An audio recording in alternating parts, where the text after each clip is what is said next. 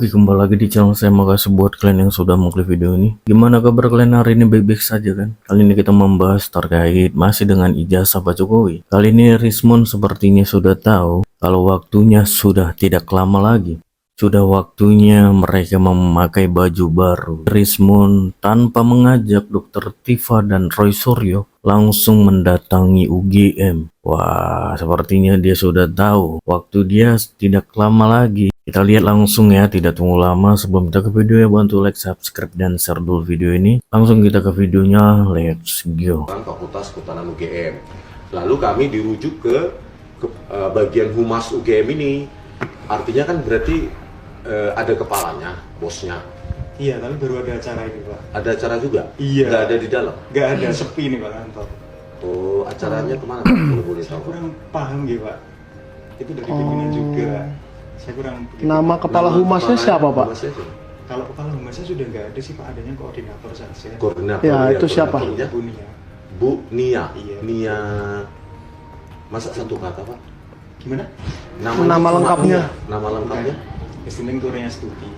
Apa? Hestening Kurnia Stuti. Hestening Kurnia Astuti. Kurnia Astuti. Ibu itu sedang tidak ada di tempat. Terus adanya kapan, Mak? Hari ini? Kalau selesainya sih saya kurang begitu paham ya, Pak ya. Tapi berhubung ini di kantor itu juga sepi, nggak ada orang begitu. Oh, sepi. Iya. Nggak ada. Kan jam kerja. Baru ada acara di luar, Pak. Tugas. Biar kami jumpain Itu gitu. Kan harus ada laporan Iya. itu ke humas. Kan semua karyawan, semua Sebelumnya semua- sudah berkorespondensi belum, Pak? Kalau belum berkorespondensi kami Oh, juga- kalau wartawan maaf Pak, kita melihat wartawan juga koresponden kecuali kalau kita wartawan kita ingin investigasi aja, cek aja Pak. Jadi Oh ya nggak kena kok Bu. Aduh takut banget sih direkam semua. Tidak takut, tapi ini data pribadi kita. Kalau nanti gue Loh, dewan, Ibu bekerja di humas loh Bu. betul, tapi kami bukan pejabat publik, kami adalah staff. Jadi tolong Oh. ada yang direkam. Oh harus pejabat publik ya. Betul, itu adalah data pribadi kita, ada undang-undangnya. Kemana-mana cuma cari ribut aja ya. Jika sudah selesai, nanti untuk pertemuan selanjutnya bisa segera Kehutanan aja ya, nggak pakai kembali ke keterangan itu. bukan maksudnya. Iya. Seseorang bernama Joko Widodo.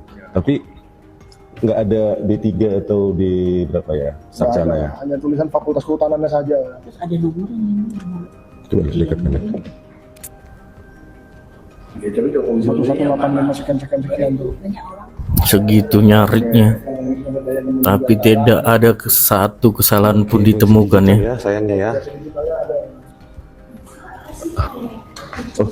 Oh iya, iya. Jadi pemirsa 1980 sudah didigitalisasi. Nggak tahu kenapa khusus 1980 didigitalisasi kan? Cuma itu aja. Dan tahun 1980 aja ya. Semua dicurigainya ya. 79, 81 digital juga Itu ada dari 1945 sudah ada di digitalisasi. sampai 2. Bukan itu masalahnya di arsip ini tahun 78, 79 ada 80, nggak ada 81, 82 ada semua. Cuma 80 itu. 80-nya ada loh, Pak. Tapi Kak, Oh, di sini Mas ya. Enggak, di sini yang tahun 1980 ada nggak analognya? awalnya kan Enggak, maksudnya gini Mbak, kenapa tahun 1982 tadi ada, kenapa 1980 digital? kan ini kan 1980 juga ada, Pak. Oh ada mana? Iya, Analognya? iya, sama. Oh. Kan yang untuk apa namanya tahun itu yang menginformasikan itu pun juga. Ini bernas ya, Pak ya? Beda. Bukan. Itu kedaulatan rakyat. Ini bernas. Iya, beda lagi. Kalau di-clearkan sejak awal kan Ada bisa dua. saja barangnya. Pertama begini, Pak Jokowi itu mau tertib berpikir aja. Who the hell are you? Minta ijazah saya gitu. Apa dasar hukumnya? Apa dasar legitimasinya Anda untuk minta tunjukkan ijazah saya? Mas itu pengadilan. Ya, kira-kira begitu. Itu satu gitu. Yang kedua ya bisa aja. Biar Pak Jokowi juga iseng-iseng gitu kan. Ini orang benci-benci saya, jarang-jarang saya. Tapi dengan isu ini ya yang dukung saya juga tambah banyak. Sorry Pak Jokowi. Sorry Pak Jokowi. Gitu. Jadi ya biarin aja orang mempersoalkan. Sekalian Pak Jokowi mengeksersis balik otot politiknya udah lama kendur ini Bisa kan. aja, bisa juga karena jahil aja, iseng aja. Ya udah tunggu aja nanti waktunya. Kalau memang ini betul-betul dibawa kepada kasus hukum, ya saya nanti tunjukkan. Polda Metro Jaya. Karena kami melihat bahwa selama ini kami diam, Mas. Dan itu hak warga negara. Hak warga negara individu. Jadi kami selama ini diam, tapi kok terus bergulir ya?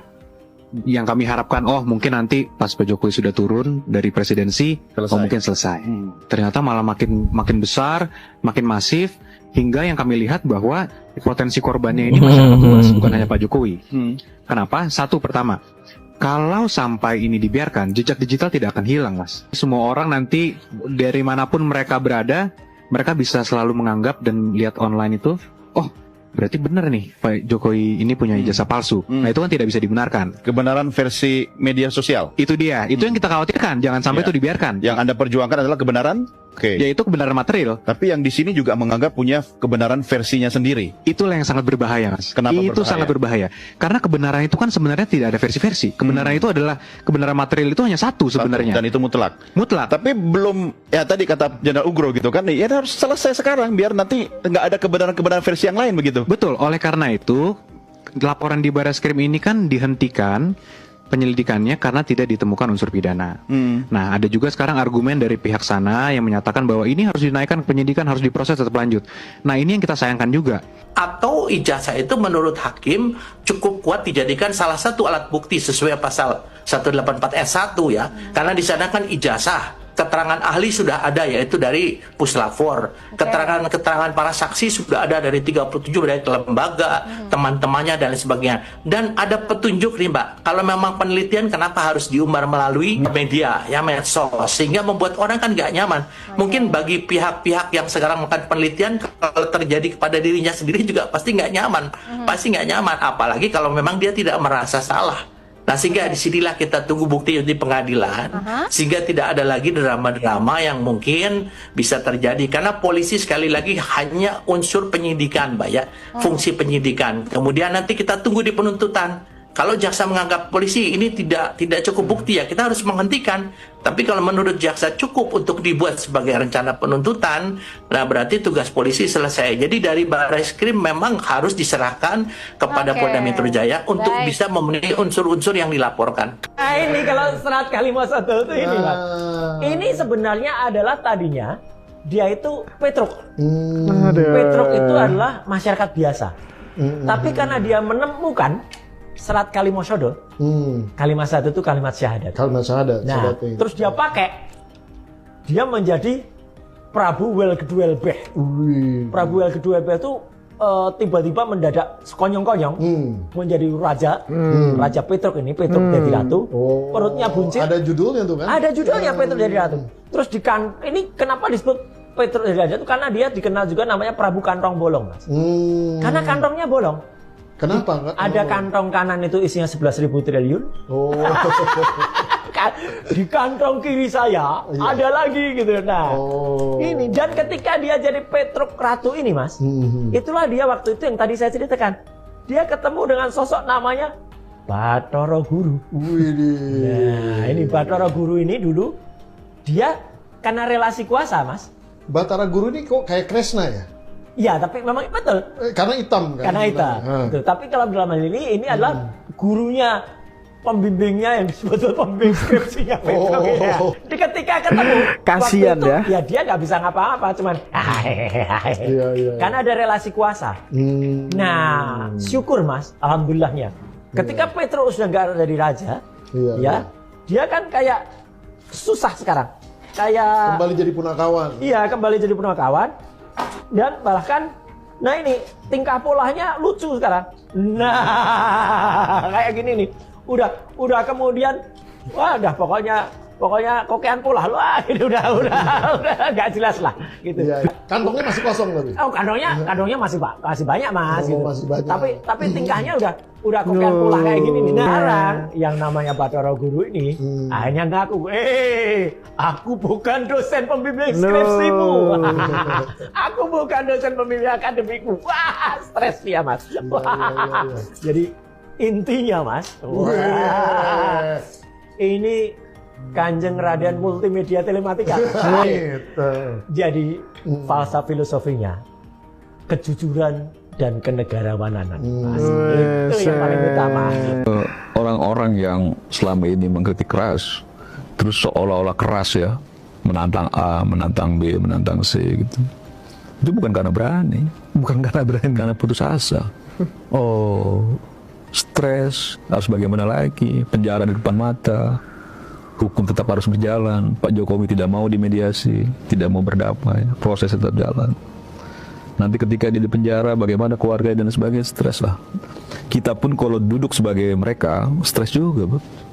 Apalagi ditakut-takutin sama Egy Sujana. Roy sama Rismon, kau tahu nggak? Nanti di sel itu 1 kali 2 meter. Kamu ngerasain udah katanya. Belum lagi banyak tikus. Dan itu tikus dari keluar itu dari lubang-lubang WC itu keluar itu tikus-tikus. Pucat dua-duanya. Kawan sendiri aja udah mulai nakut-nakutin. Dan itu kan udah kebayang juga, gitu loh kan udah kebayang juga. Jadi jangan juga ketika ada statement yang keras dianggap bahwa itu keberanian. Orang berani kan nggak selalu begitu. Kita lihat ya, kalau kita lihat dari raut mukanya itu lebih banyak didominasi raut muka stres, raut muka ketakutan. Jadi kalau gue tuh nggak khawatir, Bud. Yang kayak gitu-gitu biasa aja gitu loh. Ini kayak teatrikal aja gitu, wangu gitu, tangkapnya nangis. Apalagi juga. kalau model Roy kan selalu dengan gitu. Kan kita ada banyak juga pelaku-pelaku kriminal itu begitu gagahnya, petantang petente. Gitu dicongkok aparat, masuk sel, nangis, minta maaf. Nah itu kan manusiawi aja gitu. Jangan juga dikesankan seolah-olah bahwa negara itu dikangkangi, belum, proses jalan. Kemarin kan mereka menuntut apa yang diadukan di Barreskrim diproses, kan begitu ya. Sudah ada kejelasan bahwa ijazahnya itu diyakini asli Pak Jokowi.